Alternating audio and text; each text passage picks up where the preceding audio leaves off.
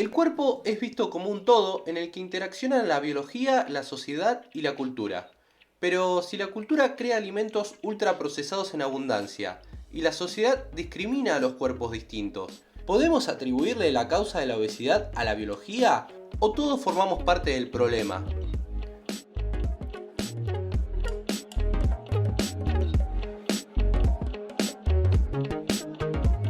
No necesariamente un cuerpo obeso es un cuerpo que deba ser tratado. ¿Qué quiero decir con esto? La mayoría de las personas no presta atención a los riesgos que traen aparejados, los llamados tratamientos, generalmente recomendados por las corporaciones farmacéuticas y estéticas. Para perder peso y centrarse exclusivamente en este objetivo, una opción sería seguir la guía intuitiva del cuerpo al elegir una dieta y ejercicio. Con esto no quiero decir que desaconsejo la visita al médico, sino que por el contrario, el fin sería ser críticos con nuestros hábitos de alimentación y la forma en que nos movemos en la vida diaria. Pero primero veamos, ¿qué es la obesidad? Es considerada una enfermedad crónica en la que una persona tiene una cantidad excesiva de grasa corporal, la cual representa un riesgo para la salud.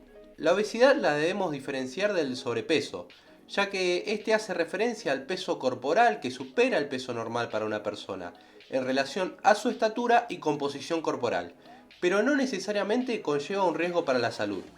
El peso corporal está en función del balance energético, es decir, la relación entre el aporte calórico y el gasto de energía. Un balance energético positivo generará una ganancia de peso, mientras que un balance energético negativo tendrá el efecto contrario. Las formas en las que vivimos en la actualidad ha reducido drásticamente la actividad física de las personas. Ya no usamos las escaleras, vamos por ascensor, no caminamos al almacén, vamos en auto, no lavamos los platos, la tecnología lo hace por nosotros y así podemos seguir enumerando distintas situaciones de vida. Por eso una de las principales causas de la obesidad corresponde al sedentarismo, pero afirmarlo como el único motivo sería básicamente atribuirle toda la responsabilidad a la persona, sin ver la combinación de varios factores que pueden estar actuando, como por ejemplo causas ambientales, socioculturales, psicológicas, enfermedades, medicamentos, alimentación hipercalórica, causas metabólicas, entre otras. En cuanto a la distribución de este tejido adiposo, podemos diferenciar a la distribución androide, que es la famosa forma de manzana, la cual acumula grasa en abdominales y pecho. Es más común en el hombre y no es tan riesgosa para la salud, como sí lo es la distribución ginecoide, es decir, forma de pera, en donde la acumulación de grasa se sitúa en la cadera y muslos, y es más común en la mujer. Cuando el tejido adiposo empieza a crecer, se transforma en un sistema que produce toxinas, como citoquinas, proteínas que producen diabetes, hipertensión y demás.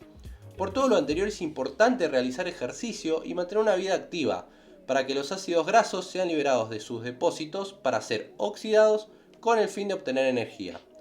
Pero cuidado, no existe ningún producto, crema y o dieta milagrosa. La disminución repentina y rápida de peso suelen durar poco y recuperarse rápidamente, ya que suelen ser la consecuencia de grandes pérdidas de agua corporal. Entonces, ¿qué podemos hacer? Uno de los factores más importantes será desarrollar un déficit calórico, es decir, una escasez en la cantidad de calorías en relación a las que vengo consumiendo actualmente. Lo ideal será que un nutricionista pueda darnos una mano con este tema.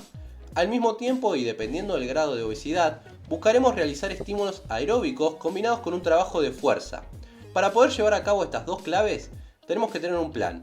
Podemos establecernos objetivos a corto y largo plazo. Veamos. Supongamos que tenemos los siguientes objetivos a corto plazo, como modificar el estilo de vida en relación a la alimentación y ejercicio, la oxidación de la grasa corporal, trabajar a partir de mis intereses, generar un espacio en común con gente que tenga los mismos objetivos, prevenir o tratar alteraciones metabólicas y cardiovasculares. Y objetivos a largo plazo.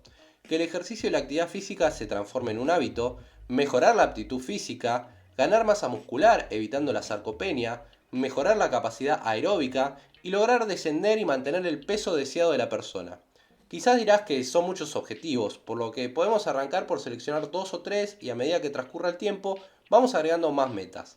Ahora veamos de manera práctica algunas opciones para planificar y comenzar a crear hábitos saludables. Primero se debe tener en cuenta que, por ejemplo, salir a correr o saltar la soga probablemente no sea una buena opción. El impacto en las rodillas debido al peso que deberá desplazarse será extremadamente elevado como para andar forzando dichas articulaciones. Lo ideal será pensar en nuestra preferencia personal a la hora de movernos, es decir, un estímulo que realmente sea satisfactorio y no algo con lo que se va a cumplir.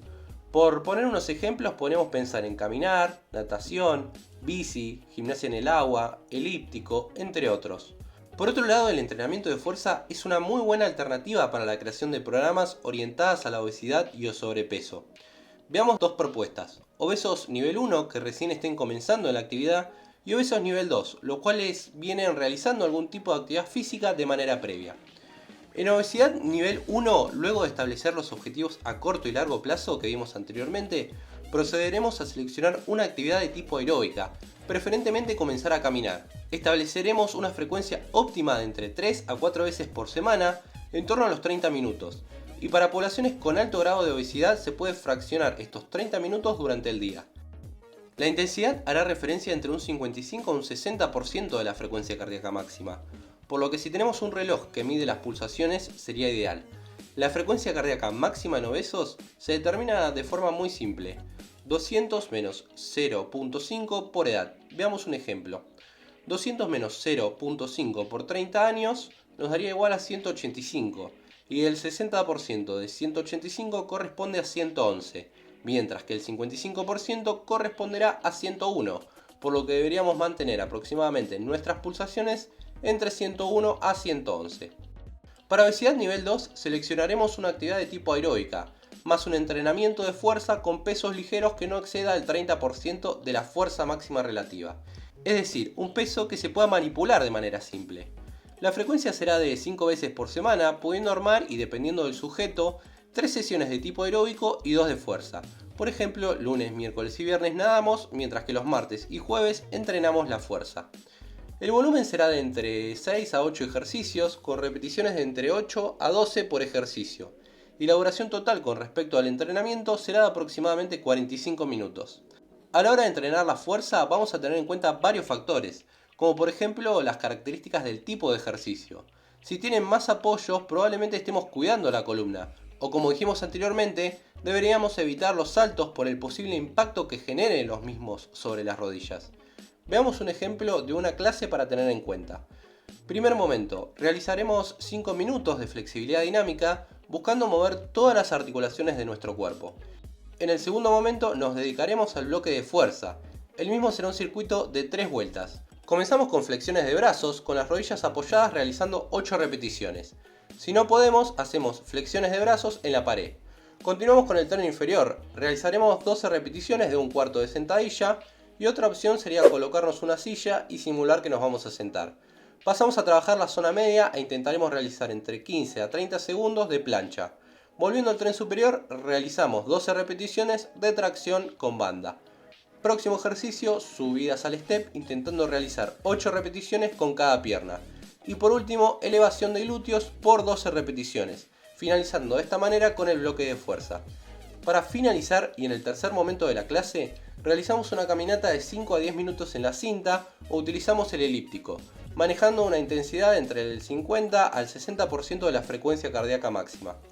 Como conclusión, para combatir la obesidad o el sobrepeso, se debe trabajar la fuerza para aumentar o mantener la masa muscular junto a un déficit calórico y acompañado de estímulos aeróbicos.